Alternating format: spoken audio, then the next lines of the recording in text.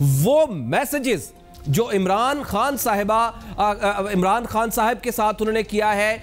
یا اس کے علاوہ جو ان کے خلاف کیا ہے، وہ میسیجز جن کی وہ بات کر رہی ہیں، وہ باتیں جن کی بات کر رہی ہیں، کیا وہ پروف کے ساتھ سامنے لائیں گی؟ کیا اس پر عمران خان صاحب کورٹ میں جائیں گے؟ اس ساری صورتحال کے اوپر یہ جو اس وقت منظر نامہ بن رہا ہے اور ٹائمنگ بن رہی ہے، اس کے لیے بات کرتے ہیں ہمارے ساتھ موجود سینئر صحافی، تجزیہ کار اور اینکر پرسن آسمہ شرازی صاحبہ۔ آسمہ صاحب بہت بہت شکریہ آپ کے وقت کا۔ یہ فرمائے گا کہ یہ عائشہ گلالئی صاحبہ جو فرما رہی ہیں یہ کتنا مہلک اور خطرناک ہے ایک ایسے وقت میں کہ جس دن ایک نیا وزیر اعظم مسلم لیگ نون کا حلف اٹھا رہا ہے، پاکستان تحریک انصاف کا گراف تھوڑا اوپر جا رہا ہے؟ دیکھیے، یہ بہت عرصے سے میں تو یہ بات کر رہی ہوں مستقل پچھلے 2 مہینوں سے کہ پاکستان کے سیاستدانوں کو ڈسکریڈٹ کرنے کی کوشش کی جا رہی ہے، اور جس 62-63 کے اوپر کی جا رہی ہے اب اس کا آہستہ آہستہ سبھی شکار ہوں گے۔ میں چراغ سب کے بجھیں گے، ہوا کسی کی نہیں، اور یہ ایک سوچی سمجھی سازش ہے جس کے تحت سارے سیاستدانوں کو گندا کرنے کی کوشش کی جائے گی۔ لیکن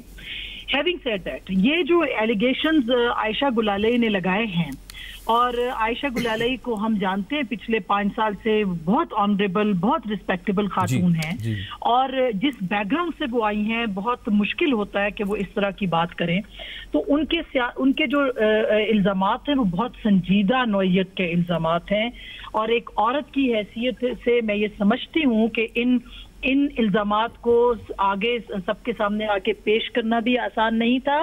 اور گلالئی جیسی عورت کو تو بالکل بھی آسان نہیں تھا، اور اس کے ساتھ ساتھ اس نے جو الزامات جس نوعیت کے لگائے ہیں وہ ساتھ میں مالی اور اخلاقی بدعنوانی کی ہیں،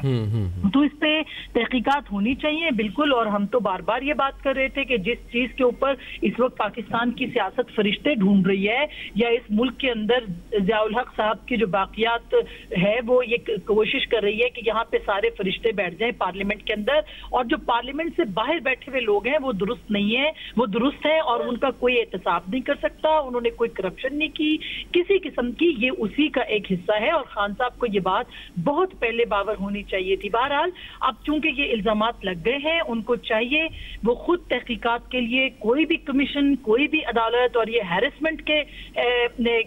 چارجز ہیں، اس کے ساتھ ساتھ یہ 62-63 کے چارجز ہیں، یہ 62-63 کی بہت ساری شقیں جو ہیں ان کے چارجز ہیں، اس کے اوپر تحقیقات ہونی چاہیے، اس کے اوپر کچھ لوگ جو ہیں وہ کورٹ بھی جائیں گے اور ضرور جائیں گے جو ان کے سیاسی مخالفین ہیں، بہت سارے اور کیسز کے ساتھ مجھے لگتا ہے ایک دفعہ پھر عدالت کے سامنے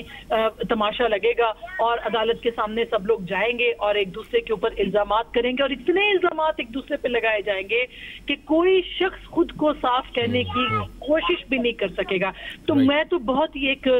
تاریخ قسم کی صورتحال دیکھ رہی ہوں، اور مجھے خوف آ رہا ہے کہ جس قسم کی پارلیمانی جمہوریت اور جس طرح کی سیاست جو ہے وہ پاکستان میں شروع ہو گئی ہے، اس سے بڑا نقصان ہوگا۔ بہت بہت شکریہ آسمہ شرازی صاحب۔